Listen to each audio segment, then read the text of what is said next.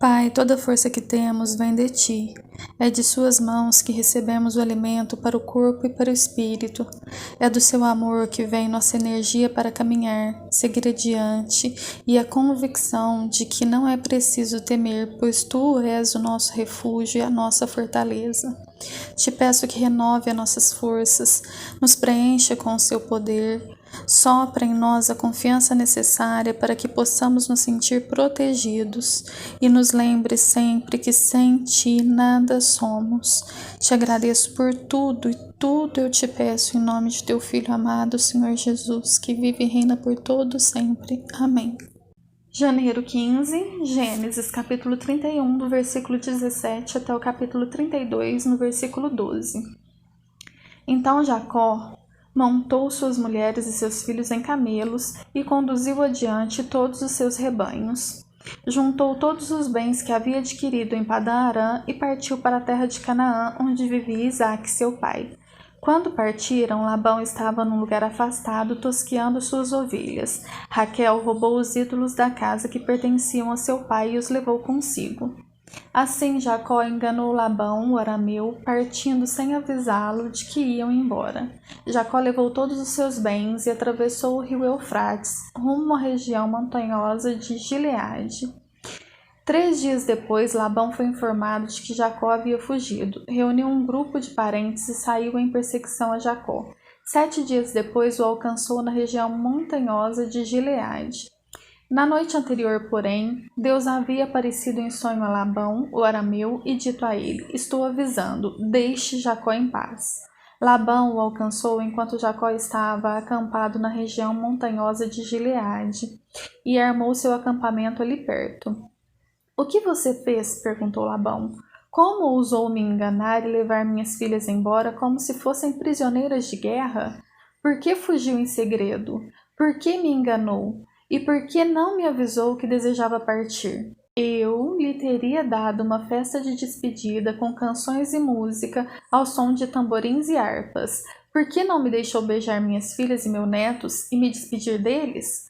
Você agiu de forma extremamente tola. Eu poderia destruí-lo, mas o Deus de seu pai me apareceu ontem à noite e me advertiu: deixe Jacó em paz. Entendo sua vontade de partir e seu desejo de voltar à casa de seu pai. Mas por que roubou meus deuses? Jacó respondeu: fugi porque tive medo. Pensei que o Senhor tiraria suas filhas de mim à força. Quanto a seus deuses, veja se consegue encontrá-los, e quem os tiver roubado deve morrer. Se encontrar qualquer outra coisa que lhe pertença, identifique-a diante de todos esses nossos parentes, e eu a devolverei. Jacó, porém, não sabia que Raquel havia roubado os ídolos da casa. Labão foi procurar primeiro na tenda de Jacó e depois nas tendas de Lia e das outras 2 servas, mas nada encontrou. Por fim, entrou na tenda de Raquel.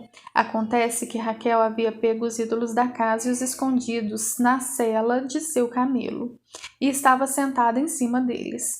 Quando Labão terminou de vasculhar toda a sua tenda, sem encontrar os ídolos, Raquel disse ao seu pai: Por favor, perdoe-me por não me levantar para o Senhor, mas estou em meu período menstrual. Labão continuou a busca, mas não encontrou os ídolos da casa. Jacó se enfureceu e discutiu com Labão. Qual foi o meu crime? Perguntou ele. O que fiz de errado para o Senhor me perseguir como se eu fosse um criminoso? O Senhor vasculhou todos os meus bens. Por acaso encontrou algum objeto que lhe pertença? Coloque-o aqui diante de todos os nossos parentes para que todos vejam, que eles julguem entre nós 2. Estive 20 anos com o Senhor cuidando de seus rebanhos. Ao longo de todo esse tempo, suas ovelhas e cabras nunca abortaram. Não me servi de um carneiro sequer de seu rebanho para alimento. Quando algum deles era despedaçado por um animal selvagem, eu nunca lhe mostrava a carcaça. Não, eu mesmo arcava com o prejuízo. O Senhor me obrigava a pagar por todo animal roubado, quer à plena luz do dia, quer na escuridão da noite. Trabalhei para o Senhor em dias de calor escaldante e também em noites frias e insones. Sim, por 20 anos trabalhei feito um escravo em sua casa. Trabalhei 14 anos por suas 2 filhas e depois mais 6 anos para formar meu rebanho. E 10 vezes o Senhor mudou meu salário. De fato, se o Deus de meu pai não estivesse comigo, o Deus de Abraão e o Deus temível de Isaque, o Senhor teria me mandado embora de mãos vazias. Mas Deus viu como fui maltratado apesar de meu árduo trabalho. Por isso ele lhe apareceu na noite passada e o repreendeu. Labão respondeu a Jacó: essas mulheres são minhas filhas, as crianças são meus netos e os rebanhos são meus rebanhos. Na verdade, tudo que você vê é meu, mas o que posso fazer agora por minhas filhas e pelos filhos delas? Façamos, portanto, você e eu uma aliança que sirva de testemunho do nosso compromisso.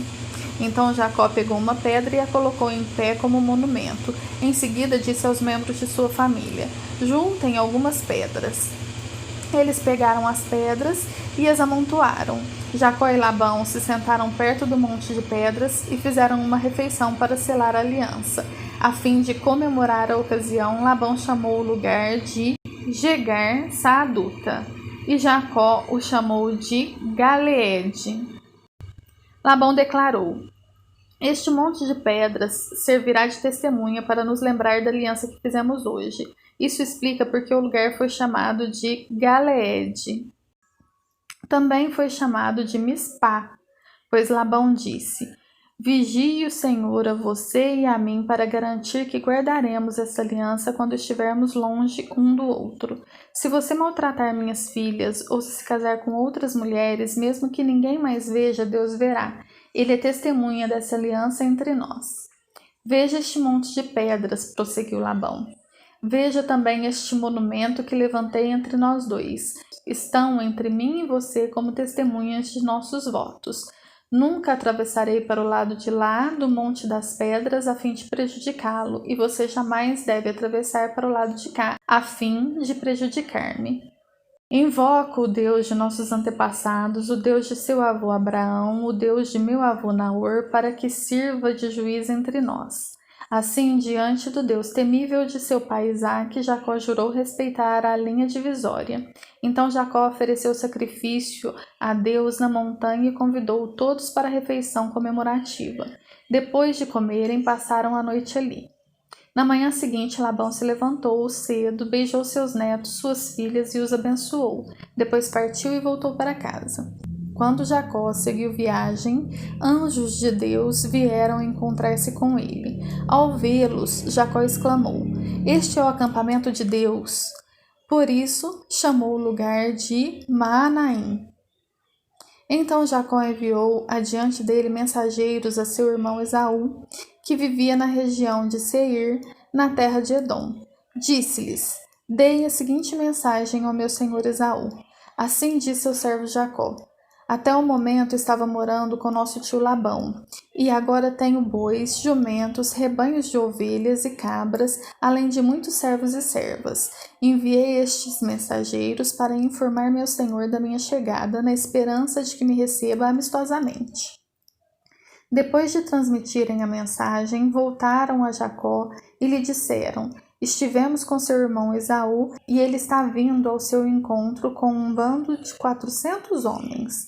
Quando ouviu a notícia, Jacó ficou apavorado. Dividiu em 2 grupos sua família e seus servos, e também os rebanhos, os bois e os camelos, pois pensou: se Esaú encontrar um dos grupos e atacá-lo, talvez o outro consiga escapar.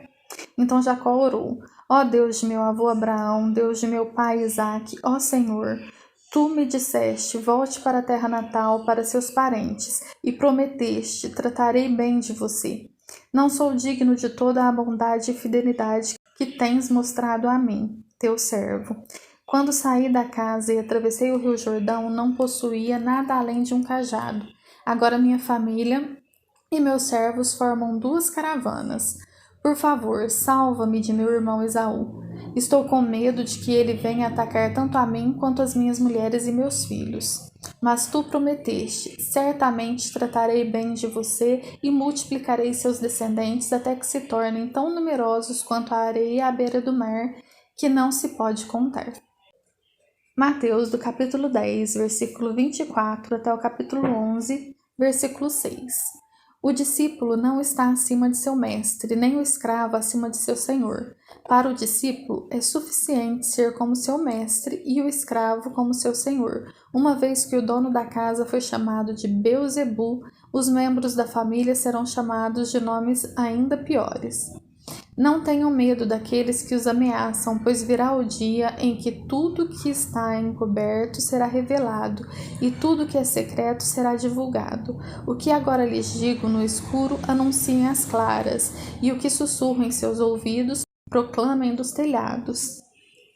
Não tenham medo dos que querem matar o corpo, eles não podem tocar na alma. Temem somente a Deus, que pode destruir no inferno tanto a alma como o corpo. Quanto custam 2 pardais? Uma moeda de cobre? No entanto, nenhum deles cai no chão sem o conhecimento de seu Pai. Quanto a Deus, até os cabelos de sua cabeça estão contados. Portanto, não tenham medo, vocês são muito mais valiosos que um bando inteiro de pardais. Quem me reconhecer em público aqui na terra, eu o reconhecerei diante de meu Pai no céu. Mas quem me negar aqui na terra, eu também o negarei diante de meu Pai no céu. Não imaginem que vim trazer paz à terra. Não vim trazer paz, mas a espada. Vim para pôr o homem contra seu pai, a filha contra sua mãe e a nora contra sua sogra. Seus inimigos estarão em sua própria casa. Quem ama seu pai ou sua mãe mais que a mim não é digno de mim. E quem ama seu filho ou sua filha mais que a mim não é digno de mim. Quem se recusa a tomar sua cruz e me seguir não é digno de mim.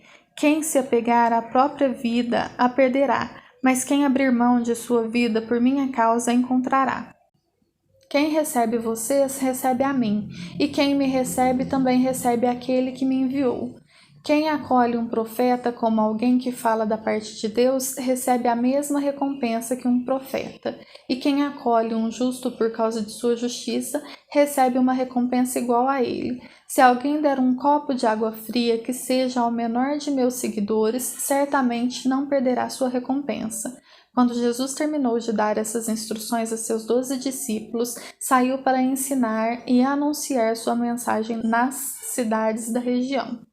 João Batista, que estava na prisão, soube de todas as coisas que o Cristo estava fazendo. Por isso enviou seus discípulos para perguntarem a Jesus: O Senhor é aquele que haveria de vir, ou devemos esperar algum outro? Jesus respondeu: Voltem a João e contem a ele o que vocês veem e ouvem. Os cegos veem, os aleijados andam, os leprosos são purificados, os surdos ouvem, os mortos são ressuscitados e as boas novas são anunciadas aos pobres. E disse ainda: Felizes são aqueles que não se sentem ofendidos por minha causa. Salmos do capítulo 13, no versículo 1 até o versículo 6. Ao diretor do coral, Salmo de Davi. Até quando, Senhor, te esquecerás de mim? Será para sempre? Até quando esconderás de mim o teu rosto? Até quando terei de lutar com a angústia em minha alma, com a tristeza em meu coração a cada dia?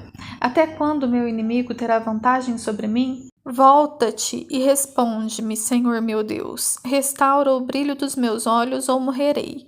Não permitas que meus inimigos digam: nós o derrotamos. Não deixes que se alegrem com meu tropeço. Eu, porém, confio em teu amor, por teu livramento me alegrarei.